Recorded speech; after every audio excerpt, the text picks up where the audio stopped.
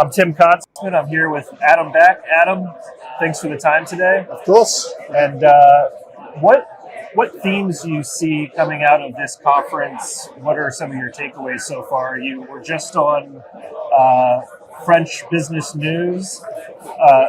Is that kind of a first, or what is the media landscape that's approaching speakers evolving, or where are we in this place and time, I guess? It's the first for me on the French business news, but I think what's happening is there's interest in the Bitcoin Treasury companies. So of course, there's the blockchain group, the first Treasury company, I think, in Europe and in France. And they are also interested to talk about institutional and sovereign investment in Bitcoin. And institutional meaning ultimately investors' money in pension funds, in savings plans like mutual funds and things like that, which are all things which are, much closer to maturity and happening and moving in the market at this time. Anything as far as themes from the panels and firesides that you've heard, that you've participated in, that is different from usual, or is it more about getting, kind of repeating the message and bringing it to maybe a new audience? Yeah, I think, of course, for people like ourselves who are immersed in the ecosystem, we already understand the asset class and we have a view about its long-term adoption track and why that's interesting for all different types of investors. But ultimately, you can think about the ETFs, for example, the US spot ETFs, and of course Europe had ETPs and ETNs a bit earlier, as just a different way for people to access Bitcoin. So there is definitely a segment of society that has a stock portfolio, either managed by an advisor or a broker or self-managed. And the way that they interact with their investments is they ask their broker, or they try to find, the ticker. And historically, that wasn't so easy to do, or the broker couldn't help them, basically. And so the ETFs enable that. So I think the access part of it is one part. And then I also think, while people are looking at Bitcoin as sovereign money, like permissionless global money, self-sovereign, you can store it yourself, you don't have to trust the middleman, that's one end of the spectrum, which is the early adoption. But the other end of the spectrum is the traditional money managers of other people's money. So mutual funds and pension funds, endowments, sovereign wealth funds. So there is an element of, that doesn't feel like self-sovereignty. That feels like big mega corporations and sovereigns. But ultimately, you've got to think that all that money belongs to, literally, individuals. And so if they are not managing their own investment, they also deserve the benefits of Bitcoin allocations to their pension plan or to their savings plan or to the sovereign wealth fund, which is, managing the nation's reserves. For example, the Abu Dhabi Sovereign Wealth Fund has taken a Bitcoin position recently. So I think that the institutional adoption of those kinds is gaining confidence from a de-risking that they perceive arising from kind of establishment approval indicators, like SEC approval of the spot ETFs. Regulators in different countries look at each other and take cues from the reduced regulatory friction. So the US is much more open for business under the new administration this year. They've removed some causes of friction that made it hard for banks to provide bank accounts to Bitcoin fund managers, to Bitcoin businesses. They've removed barriers to traditional custodians to custody Bitcoin. So they've really opened the market. And clearly there's a self-interest for financial institutions to offer Bitcoin, because if they don't, their investors go elsewhere to try and find it. So I think that is one of the things that's different, is that the backdrop has moved, Now, for an earlier, grassroots Bitcoin investor, that feels alien and it's new and it's not necessary. But for the traditional fund managers, it's actually necessary. Even if the individual fund manager personally owns Bitcoin, he won't be able to get approval past the management committee without these indicators. So these indicators are ultimately good. And I think it's nothing to feel bad about that a wider segment of society gets access to Bitcoin, even if it's a bit indirect. And a common question is about decentralization, that this Bitcoin is not in private hands, or people don't have control of their private keys. But I think the Bitcoin network and sort of economic incentive, the game theory of it, makes it still okay, so long as reasonable proportion is in direct hands from people who are paying attention, and ultimately, different fund managers are in competition. So if they try to take some corporate view as the manager, which is not in the interest of their investors will pull their funds and go to another fund manager. So there is a kind of economic incentive to stay true to what the Bitcoin investor is buying into, even if they're coming in via a mutual fund or a treasury company or an ETF and so on. Yeah, that reminds me of what some of the Bloomberg analysts call the ETF Terradome, where it's a race to the bottom on fees, which is good for customers. Yeah. When you see the dozen or so ETFs in the U.S. and then other ETFs around the world, but some of them, when you look at a chart, they just kind of have a couple Bitcoin coming in every day, but the pipes are in place. When, I guess, gradually over time, or if you have one or several nations kind of publicly announce that they're buying Bitcoin, are people maybe not appreciating that those pipes are in place and they could really turn on and handle all of that in a big way? Or what's your view on that? Again, back to ETFs, but... Yeah, I mean, I think, at the moment, people have looked at the publicly visible information about ETF ownership, and apparently about 30% of the BlackRock IPA ETF is in institutional hands. So ultimately, it's users' money, but via managed funds, and the rest is by direct retail investment. Now, probably some of the institutional money is doing basis trading, like some kind of technical trading where they need the collateral in a securitized form. But nevertheless, the early stages of the institutional money is there. And I think it's interesting to talk with people who are plugged in to the innards of the institutional process for investors.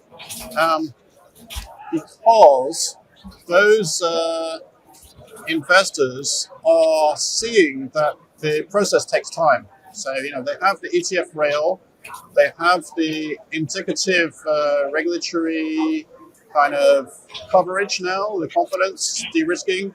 And but what they're saying that, people on the outside are not seeing is that there's a whole process in place where they have to have a playbook, they have to have training, they have to have guidance until their advisors can advise clients, or until their fund managers and they've got to develop a model for what allocation they can recommend. So all of these things take time. So I think, there's definitely a lot of interesting things happening by the news flow of the sheer number of financial institutions that have publicly made announcements every week or so. That, over time, that will all come into play, and we'll see a third wave of capital coming into Bitcoin. I think the first wave was the retail, very early investors. Second wave was the retail via ETF, and the third wave is the real institutions. And of course, the institutions are a huge amount of capital that's been managed ultimately on behalf of users, but most users don't manage in a hands-on way their investments, or don't really have an investment portfolio other than a pension fund or some kind of monthly payment into a mutual fund or something like that. So I think that is the third wave. Plus, of course, the sovereigns now. The sovereign wealth funds are interesting. But if the US does the strategic Bitcoin reserve in a more aggressive way in terms of putting in a program to buy 1 million Bitcoin over 5 years, which is one of the ideas, that will be a whole new ballgame, because then, the other sovereigns, the other countries will have to decide tactically how they respond to that. I think it's not something they can ignore, because it's very hard for a country to quietly buy Bitcoin. A prop trading firm or a macro trader with private money, they can quietly build a position, but a country can't, due to the oversight of different branches of the government. So that news itself would start, another game theory where governments are bidding against each other for Bitcoin. So I think that just brings a whole new price regime.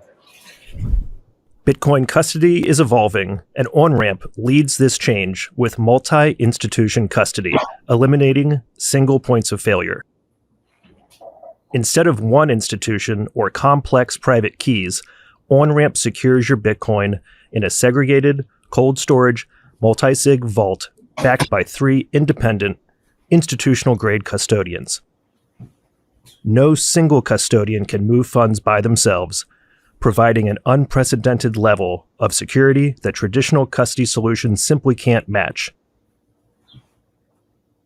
Protected by a $100 million Lloyd's of London insurance policy, all transactions are fully auditable on-chain, never rehypothecated, and executed only at your explicit direction. This means complete transparency and control over your assets at all times. Beyond custody, Onramp delivers comprehensive Bitcoin financial services, including lending, trading, inheritance planning, IRAs, and more. Onramp functions as your private banking partner, coordinating key holder activity, removing technical burdens, and providing a personalized, trust-minimized experience tailored to your specific wealth preservation goals. Whether you're new to Bitcoin or an experienced holder, Onramp's approach helps secure generational wealth with unmatched security and peace of mind. Visit onrampbitcoin.com today to learn more, sign up, or book a free consultation with their team of Bitcoin custody experts. Are you looking for comprehensive analytics on corporate Bitcoin adoption? Strategy Tracker delivers real-time insights into how companies are executing their Bitcoin strategies completely free. Monitor NAV premiums, cost basis performance, and track how corporate Bitcoin treasuries perform against the market. Upgrade to premium for just $3.99 a month and unlock exclusive benefits like detailed market rankings, real-time trading volume analysis, and advanced performance metrics for corporations embracing Bitcoin. Apply code KOTZ at checkout for 100% off your first month of premium. Strategy Tracker is your essential tool for measuring the effectiveness of corporate Bitcoin strategies. Visit strategytracker.com and gain the analytical edge in understanding the Bitcoin treasury phenomenon. Going back to the blockchain group and strategy and these other Bitcoin treasury companies, Michael Saylor has stated he'd like 1% of the bond market. So that's 1% of 3 trillion or 3 trillion.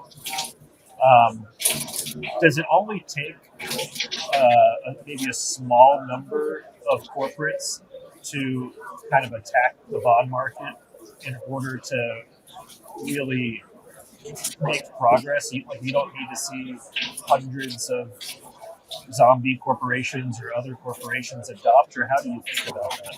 Yeah, I mean, there is a money multiplier effect in money into any asset or share where price is set on the margin increment. A lot of the money is not actively moving, right? So effectively, that means that the amount of money needed to increase the market cap by $1 trillion is not $1 trillion. Maybe it's 100 million, maybe it's 200 million, and it really depends on the type of investors. if they're sticky investors, what Warren Buffett calls good investors, people who will buy, and if the price falls, they'll buy more, as opposed to the type of investor that's very short term and will panic sell if there's a 10% price movement. So now, interestingly, there are indications that the spot ETF buyers in the US are quite sticky. So they're not selling. They're sort of relatively long-term investors. And I think that is somewhat typical for financial advisor and broker managed accounts. So it's general like financial advice to not invest money into shares in general that you need in the next 3 to 5 years, right? And so, you're not going to do yourself any favors investing in the stock market if you invest and you sell it next month, right? So people know that it's short-term volatile, but in the long term has a good track record of capturing economic progress indicators, right? Like an index fund or something. So I think it's the same with taking a position with Bitcoin, except the volatility is much higher. So it's really even more the case that you need to take a long-term view. Yeah. So you have corporates. We touched on individuals, institutions. I guess this would be in the institution bucket, or you can correct me. These structured products that are coming out, whether it's an ETF or something else, will that also be another road to Bitcoin as you just see more of these in different forms and fashions come out to kind of cater to audiences that want a different level or a lower level in some cases or higher level of volatility? Yeah, I mean, I think that there are different ways to get exposure to Bitcoin. So the ETFs, of course, are very direct exposure. And at Blockstream, we hired Sean Bill, who was a successful hedge fund manager, but also ran a public pension fund for 10 years. And it was the first fund manager to get Bitcoin into a US pension fund. And what he saw in that process, it took him a couple of years to get approval from the management committees to get Bitcoin in there, or to go through the process to get Bitcoin in there.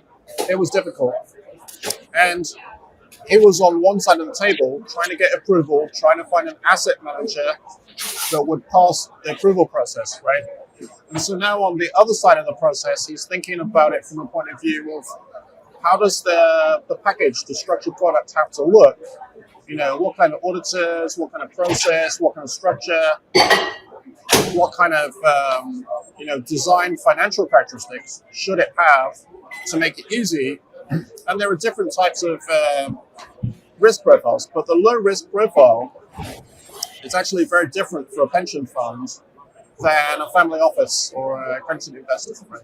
So I think it's actually interesting for them to get de-risked Bitcoin exposure, like low volatility or dollar cost averaging, with almost a form of principal protection. So one way people can participate in Bitcoin very indirectly is to provide the US dollar capital for Bitcoin collateralized loans.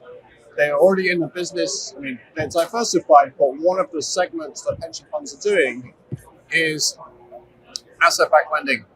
So any kind of asset that has a hard value, they can lend against it and collect a reasonable interest. So Bitcoin has that, and is actually extremely good collateral because it's very, very liquid, right? As long as you keep the loan ratios relatively low to account for the volatility and the interest of the borrower, it's actually extremely good collateral. So that doesn't give them Bitcoin indexed exposure, but it involves them. And then the way that you can bring them into Bitcoin is to suggest they can use the option to convert the interest payments into Bitcoin, which then gets them into the dollar cost averaging. And of course, pension funds are very long-term investors, 10, 20, 30 years, right? So if they are dollar cost averaging the interest, and the interest on Bitcoin loans is 8 to 12%, sometimes higher, right?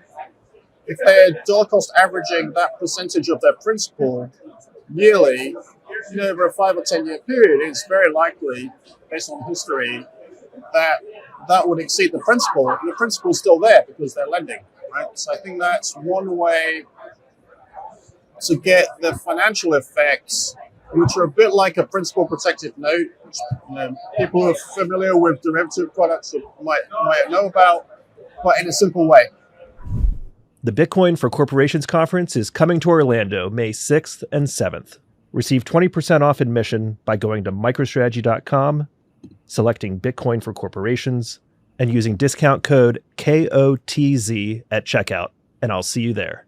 This episode is brought to you by Arch Lending, the premier provider of crypto-backed loans designed for both individual and institutional investors. At Arch, your digital assets work for you without selling them. Arch offers flexible loan options tailored to your needs. Backed by industry leaders like Morgan Creek Digital, Castle Island Ventures, and Galaxy Ventures, Arch Lending is setting a new standard in crypto-backed lending. Are you ready to unlock the potential of your crypto assets? Visit archlending.com to learn more and configure your loan today. Hey guys, today's episode is brought to you by Stampseed. If you're in cold storage, you know how important it is to protect your seed phrase. That's why I recommend you head over to stampseed.com and check it out for yourself. This seed phrase storage device is one solid piece of titanium. There are no loose pieces, and you can hammer your seed phrase in letter by letter. When you go to stampseed.com, use promo code TIM15 for a 15% discount across the website. That's TIM15. On social media today, just briefly, I saw you have the cast of characters, Larry Lepard and Kathy Wood, saying like, hey, not only are we going to have a big print, but all of this tariff talk, all of this volatility, it's just like kind of very dramatic when you look at it online. What's your take of what the reality is and how it could play out? None of us know, but Right. Well, I mean, I think that I'm a fan of free markets, and so free trade, the kind of basic economic principle of comparative advantage that, free trade is good. So from that point of view, tariffs are bad, but the tariffs are friction that reduce, human progress and economic progress, in my view. And of course, they are paid for by, U.S. tariffs are paid by U.S. consumers, and European tariffs are paid by European consumers. So it affects your own country, not people you're importing for. Some people don't understand. But anyway, I think the point is that the headline is maybe a bit misleading to the average person, which is part of the dynamic is it's a negotiating discussion to actually push for bilateral free trade agreements, effectively, like lower or zero tariffs pairwise between countries. So, if Europe is generally a fairly high tariff, unfortunately, the European policymakers like tariffs a bit too much, right? So if the Trump administration is successful in negotiating bilateral zero tariff with Europe, even though the European policymakers don't like it, it would actually be good for Europe economically, right? And the US, of course. So I think, it depends on the outcome. And of course, markets don't like uncertainty. So, the kind of erratic news flow is causing the markets to gyrate. But if the punchline is achieved, which is more bilateral free trade agreements, I think the ultimate will be just global free trade, right? In Europe, there's a free trade zone. So why not global free trade? It's actually good. Of course, there are some other complications like the US reserve currency status. It tends to mean that, the US is generally a net importer. So the people selling goods and services to the US are building up US surpluses. But to my point of view, that is actually an advantage to the US because the rest of the world is effectively paying a tax because the seigniorage on currency, the fact that, fiat currencies are undergoing continuous inflation, it's a form of tax for anybody that holds that currency, including people outside the US, at the company level or the sovereign level. that are holding US Treasuries or using their US dollars to buy US stocks or US real estate. It's all a discount to whoever has the sovereign currency at the time. And the previous one was the British pound, and the previous to that was another one. So, people shouldn't lose sight of the fact that having reserve currency status is a huge bonus. So you don't want to kill that. Yeah. I think anybody in the financial industry understands that this is a good thing for U.S. residents actually. So I think the U.S. made some mistakes in seizing Russian sovereign sovereign assets. That's kind of no-no because it worried other countries like China that it might not be safe to hold U.S. Treasuries, for example, right? So the U.S. wants people to buy their debt, really. So anyway, we'll see how presumably this uncertainty will resolve, and we'll get some calmer markets. As you said, we might get some quantitative easing, interest rate reductions. I think there is some fundamental factors pushing for that, which is ultimately the only way out, I think, of the very high debt ratio at the US government level is to print more money and have financial repression, i.e., inflation, which is very much above the prime rates for decades, so that the debt doesn't shrink in dollar terms, but it shrinks in real terms. So I think that's kind of inevitable. Of course, you have generally a positive thing that you have independent interest rate monetary policy committees in the US and UK and Europe. Generally a good thing, but they are sometimes too slow. So they wait for the problems to arise before they turn the pressure on. I think the smart move actually for the US government or any government would be to buy Bitcoin or buy this bit bond that's been proposed by the Bitcoin Policy Institute, refinance the debt using the bit bonds, or just keep printing money while other people are willing to buy the treasuries and buy Bitcoin. Yeah? It's a kind of government scale version of the arbitrage of the dislocation between the Bitcoin future and the fiat current that the treasury companies are using, but at the country level. Yeah. Before I let you go, what are the top things that you're focused on day to day right now with Blockstream and otherwise? Yeah, so we're doing a lot of different, it's all about the Bitcoin mission. So we're building Bitcoin Layer 2 for retail payments with Lightning, and also another Bitcoin Layer 2 called Liquid, which has got a number of companies, a number of startups, a lot of different active developers building different applications and wallets.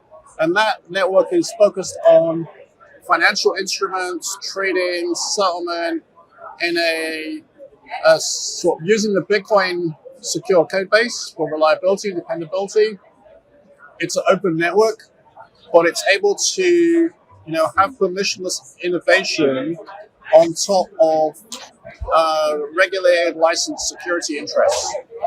So there are a number of different treasury companies whose stock is on there. So MicroStrategy is on there, MetaPlanet, and potentially and the blockchain group are in the pipeline. And so the interest there is you can store your assets in a hardware wallet.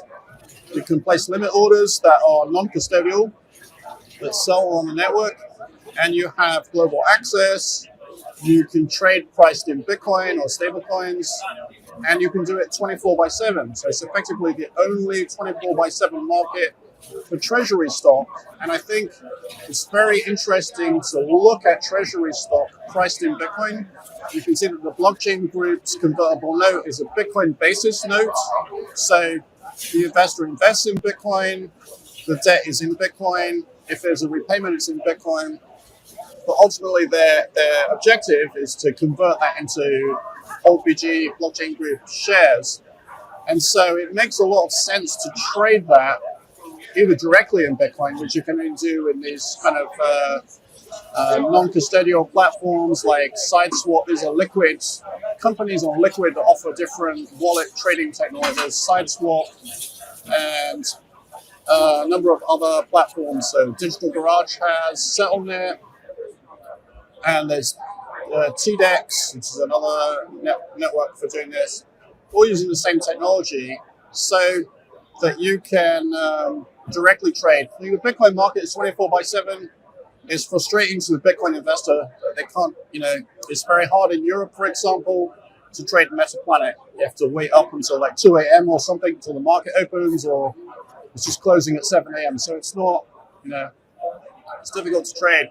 So 24/7 markets are interesting, and the permissionless innovation, coming to financial instruments, I think that is a huge potential.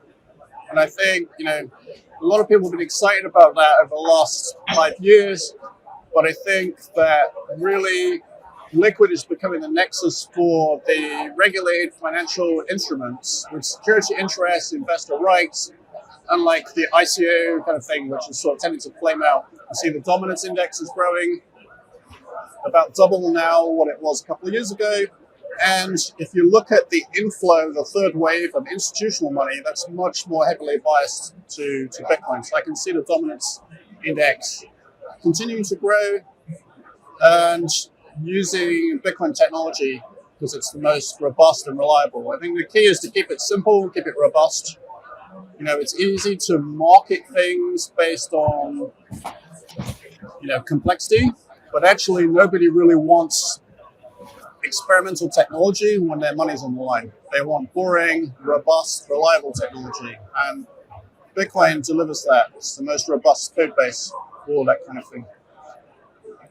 Where can people go for that 24/7 market? Is it blockstream.com? No, there's a number of different markets, but if you look at sideswap.io or TDEX Network or SettleNet, there's 3 different companies with markets, and there are a number of